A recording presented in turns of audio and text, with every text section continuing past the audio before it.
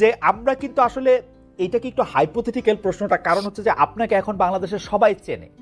প্রায় সবাই আপনাকে চেনে, কিন্তু ধরা যাক আপনাকে বাংলাদেশে কেউ চেনে না, আপনাকে আপনার পরিচয় দিতে হচ্ছে, আপনি আপনার নিজের পরিচয় কি দিবেন? সার্জিস আলম আসলে কি, তার পেশা কি? আমি একটু হালের নিয়ম মেনে, মানে আমি আর সায়ন্ত ঠিক এমসিকিউর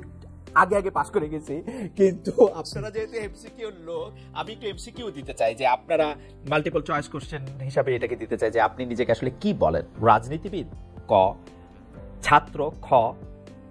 ছাত্র নেতা গ, সাবেক ছাত্রলীগ নেতা ঘ। সার্জিস। আমার জায়গা থেকে মনে হয় যে আমি এগুলো অ্যাকচুয়ালি আলাদাভাবে একটু বলতে চাই, একদম স্পেসিফিক এটা না বলে সবচেয়ে ভালো তো আমার জন্য ছাত্র নেতার জায়গায় আপনি যদি ছাত্র প্রতিনিধি এই শব্দটি দিতেন আমার মনে হয় সেটি ভালো হতো, অথবা রাজনীতিবিদের জায়গায় যদি আপনি বলতেন যে অনেকটা পলিটিক্যাল এনথুজিয়াস্ট এই শব্দটা দিলে আমার মনে হয় যে এইটা আমার জন্য বেশি অ্যাপ্রোপ্রিয়েট হতো আসলে।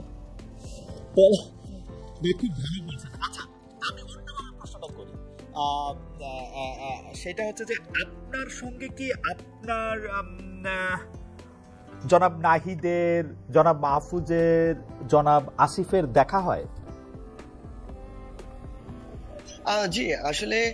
তারা যখন তাদের যে সরকারি কাজ সেই কাজে যান তখন অবশ্যই তারা সরকারের বা এই অন্তর্বর্তীকালীন সরকারের একজন সদস্য বিভিন্ন জায়গা থেকে, কিন্তু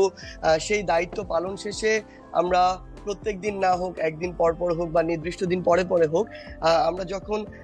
আবার তারা তাদের জায়গা থেকে, তারা যে ছাত্র প্রতিনিধি ছিল সেই জায়গায় ফিরে আসে এবং আমরা আবার আমাদের পূর্বের যে জায়গাটি সেই জায়গাটি গিয়ে একসাথে নিজেদের আত্মসমালোচনা বলি বা নিজেদের কোন কাজগুলো করা উচিত ছিল, কোন জায়গায় আমাদের আরো কাজ করা উচিত, কোন জায়গায় ভুল হচ্ছে, সেগুলো নিয়ে আমরা প্রায় আলোচনায় বসি, কথা বলি।